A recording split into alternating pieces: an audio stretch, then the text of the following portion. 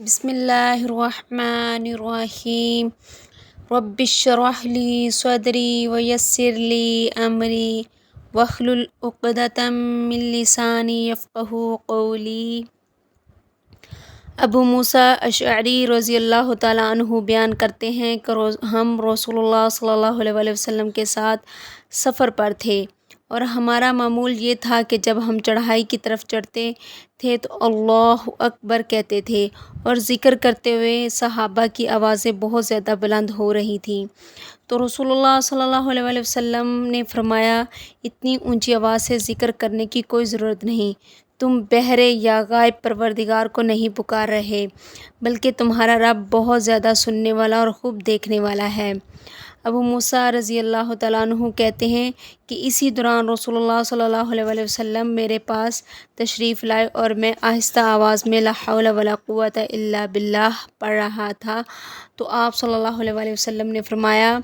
اے عبداللہ بن قیس، لا حول ولا قوۃ الا باللہ کہو، کیونکہ یہ جنت کے خزانوں میں سے ایک خزانہ ہے۔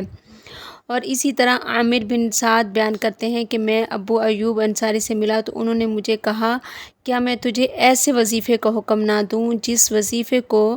پڑھنے کا رسول اللہ صلی اللہ علیہ وآلہ وسلم نے مجھے حکم دیا تھا۔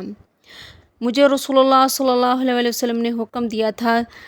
کہ میں لا حول ولا قوۃ الا باللہ بہت زیادہ پڑھا کروں، کیونکہ یہ جنت کے خزانوں میں سے ایک خزانہ ہے۔ حضرت ابو ہریرہ رضی اللہ تعالیٰ عنہ بیان کرتے ہیں کہ آپ صلی اللہ علیہ وآلہ وسلم نے ارشاد فرمایا، جب بندہ لا حول ولا قوۃ الا باللہ کہتا ہے تو اللہ تعالیٰ فرماتے ہیں، میرا بندہ فرما بردار ہو گیا اور اس نے اپنا آپ میرے سپرد کر دیا۔ رسول اللہ صلی اللہ علیہ وآلہ وسلم کی ایک طویل حدیث ہے جس کا آخری ٹکڑا کچھ یوں ہے، آپ صلی اللہ علیہ وآلہ وسلم نے ارشاد فرمایا، جب مسلمان لا الہ الا اللہ ولا حول ولا قوۃ الا باللہ کہتا ہے تو اللہ تعالیٰ فرماتے ہیں، واقعی میرے سوا کوئی الہ نہیں اور میرے بغیر کوئی حرکت و قوت نہیں۔ وہ کہتے تھے، جس نے اپنی بیماری کے ایام میں یہ بول بولا پھر وہ وفات پا گیا،